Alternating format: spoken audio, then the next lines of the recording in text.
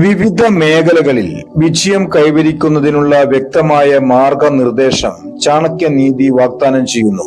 അതിലെ തത്വങ്ങൾ പഠിക്കുകയും അനുസരിക്കുകയും ചെയ്യുന്നതിലൂടെ ആളുകൾക്ക് വഞ്ചനയിൽ നിന്ന് ഒഴിഞ്ഞു നിൽക്കാനും വിജയം നേടാനും കഴിയും. എതിരാളികൾ അഥവാ ശത്രുക്കൾ വിജയത്തിന്റെ ഒരു പൊതു ഘടകമാണെന്നാണ് ചാണക്യൻ അഭിപ്രായപ്പെടുന്നത്.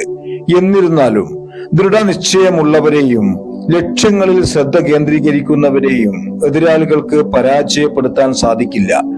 ഏതൊരു രംഗത്തെയും ശത്രുക്കളെ മറികടക്കാൻ ആചാര്യ ചാണക്യൻ നിർദ്ദേശിക്കുന്ന ചില തന്ത്രങ്ങളിതാ. ഇതിൽ ചാണക്യന്റെ ഒന്നാമത്തെ നിർദ്ദേശം ഇതാണ്: എതിരാളിയെ ഒരിക്കലും വില കുറച്ച് കാണരുത്. എതിരാളി തന്നേക്കാൾ ദുർബലനായിരിക്കുമെന്ന് ഒരിക്കലും കരുതരുതെന്ന് ചാണക്യൻ ഉപദേശിക്കുന്നു. എതിരാളിയെ വില കുറച്ച് കാണുന്നത് അഹങ്കാരത്തിന്റെ ലക്ഷണമാണ്. ആ അഹങ്കാരം എതിരാളിക്ക് നേട്ടമായി മാറും. ഇത് അപ്രതീക്ഷിത അവസ്ഥകളിലേക്ക് കാര്യങ്ങളെ നയിച്ചേക്കാം. ചാണക്യൻ രണ്ടാമതായി പറയുന്നത് ശത്രുക്കളുടെ പ്രവർത്തനങ്ങൾ നിരീക്ഷിക്കുക എന്നാണ്. എതിരാളികളുടെ പ്രവർത്തനങ്ങളും നിഷ്ക്രിയത്വവും സൂക്ഷ്മമായി നിരീക്ഷിക്കേണ്ടതിന്റെ പ്രാധാന്യത്തെക്കുറിച്ച് ചാണക്യൻ ഊന്നി പറയുന്നു. ശത്രുവിന്റെ പ്രവർത്തനങ്ങളെ അവഗണിക്കുന്നത് ബുദ്ധിശൂന്യമാണെന്ന് അദ്ദേഹം ഓർമ്മിപ്പിക്കുന്നു.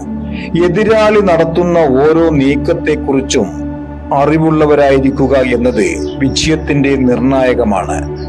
ശത്രുവിനെ കുറിച്ചുള്ള സമഗ്രമായ അറിവ് ഉപയോഗിച്ച് ഫലപ്രദമായ തന്ത്രങ്ങൾ മെനയാനും വിജയം നേടുന്നതിനുള്ള പദ്ധതികൾ ആസൂത്രണം ചെയ്യാനും കഴിയണം. ചാണക്യൻ പറയുന്ന മറ്റൊരു കാര്യം ശത്രുവിന്റെ ശക്തി വിലയിരുത്തണമെന്നാണ്. എതിരാളിയുടെ ശക്തി വിലയിരുത്തേണ്ടതും വളരെ പ്രധാനപ്പെട്ട കാര്യമാണെന്ന് ചാണക്യൻ ഓർമ്മിപ്പിക്കുന്നു.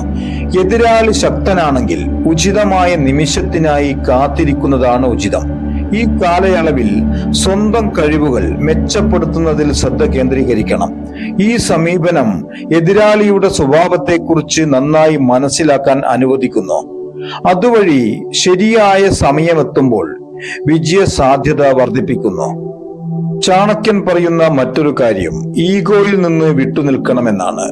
അഹംബോധം ഉള്ള ആളുകൾ തങ്ങളെക്കാൾ ശ്രേഷ്ഠമായി ആരെയും കാണുന്നില്ല. അഹങ്കാരം ശത്രുക്കളുടെ എണ്ണം വർദ്ധിപ്പിക്കാനേ ഉപകരിക്കുകയുള്ളൂവെന്ന് ചാണക്യൻ അഭിപ്രായപ്പെടുന്നു. അതിനാൽ അഹങ്കാരം ഉള്ളിൽ നിന്ന് പറിച്ചു മാറ്റുക. ചാണക്യന്റെ മറ്റൊരു നിർദ്ദേശം ഇതാണ്: കോപം പ്രകടിപ്പിക്കരുത്. അപമാനങ്ങൾ നേരിടുമ്പോൾ കോപം പ്രകടിപ്പിക്കുന്നതിൽ നിന്ന് വിട്ടുനിൽക്കണമെന്നും പകരം നിശബ്ദത പാലിക്കണമെന്നും ചാണക്യൻ ഉപദേശിക്കുന്നു. മനസ്സിൽ തന്ത്രം മെനയുന്ന നിശബ്ദനായ വ്യക്തിയെ മറ്റുള്ളവർക്ക് മനസ്സിലാക്കാൻ പ്രയാസമാണ്. ചാണക്യൻ തന്നെ ഈ തന്ത്രം പ്രയോഗിച്ചിട്ടുണ്ട്. ഒരിക്കൽ നന്ദരാജാവ് തന്നെ അപമാനിച്ചപ്പോൾ ചാണക്യൻ ഉള്ളിലെ കോപമടക്കി നിശബ്ദത പാലിച്ചു.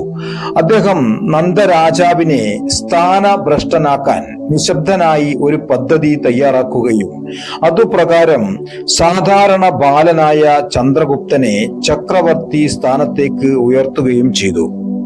ചാണക്യൻ പറയുന്ന മറ്റൊരു നിർദ്ദേശം ഇതാണ്: എതിരാളിക്ക് ചേർന്ന തന്ത്രം മെനയണം. എതിരാളിയുടെ സ്വഭാവത്തെ അടിസ്ഥാനമാക്കി അവർക്കെതിരെ വിജയം നേടാൻ ഒരു തന്ത്രം മെനയണം. എതിരാളിയെ ഫലപ്രദമായി മറികടക്കാൻ ആദ്യം അവരെ കുറിച്ചുള്ള സമഗ്രമായ അറിവ് നേടണമെന്നാണ് ചാണക്യൻ ഉപദേശിക്കുന്നത്.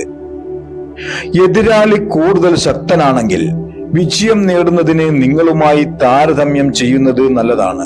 നേരെ മറിച്ച് എതിരാളി ദുർബലനും വഞ്ചകനുമാണെങ്കിൽ അവരുടെ സ്വഭാവത്തിന് വിരുദ്ധമായി പ്രവർത്തിക്കുന്നത് ശുപാർശ ചെയ്യുന്നു. തുല്യശക്തിയുള്ള ഒരു എതിരാളിയെ നേരിടുമ്പോൾ അവർക്ക് രക്ഷപ്പെടാനുള്ള അവസരം ഒഴിവാക്കുന്ന തന്ത്രപരമായ കെണിയിൽ അവരെ കുടുക്കുക എന്നത് നിർണായകമാണ്. തന്ത്രങ്ങളുടെയും കുതന്ത്രങ്ങളുടെയും ഇന്നത്തെ ലോകത്ത് ചാണക്യൻ എന്ന ഭാരതീയ ആചാര്യന്റെ ഉപദേശങ്ങളും ആശയങ്ങളും വളരെ പ്രസക്തമാണ്. രാഷ്ട്രീയമായാലും സാമ്പത്തികമായാലും വ്യക്തി ജീവിതമായാലും ഭരണതന്ത്രമായാലും ഏതൊരാൾക്കും ജീവിതത്തിന്റെ ഏത് ഘട്ടത്തിലും ഉപകരിക്കുന്ന തന്ത്രങ്ങളും നിയമങ്ങളുമാണ് ചാണക്യൻ നൂറ്റാണ്ടുകൾക്ക് മുമ്പ് എഴുതിയ ചാണക്യതന്ത്രത്തിലും അർത്ഥശാസ്ത്രത്തിലും ഉള്ളത്. സംസ്കൃതത്തിൽ രചിക്കപ്പെട്ട എഴുതപ്പെട്ട ആ പുസ്തകങ്ങൾ അനേകം ഭാഷകളിലേക്ക് മൊഴിമാറ്റം നടത്തിയിട്ടുണ്ട് എന്നത് തന്നെ അതിനുള്ളിലെ അമൂല്യങ്ങളായ അറിവുകളുടെ വ്യാപ്തിക്കും പ്രസക്തിക്കും തെളിവാണ്. ചാണക്യന്റെ നിർദ്ദേശങ്ങൾ പാലിക്കുന്ന ഒരു വ്യക്തിക്ക് ജീവിതത്തിൽ ഏത് ലക്ഷ്യങ്ങളെയും കീഴ്പ്പെടുത്താൻ സാധിക്കും. നിങ്ങൾക്ക് ഈ വീഡിയോ ഉപകാരപ്രദമായെങ്കിൽ ഇപ്പോൾ തന്നെ സബ്സ്ക്രൈബ് ചെയ്യുക. ഇഷ്ടമായാൽ ലൈക്കും കമന്റും ഷെയറും ചെയ്യുക. നിങ്ങൾ ഈ വീഡിയോ കണ്ടതിന് നന്ദി.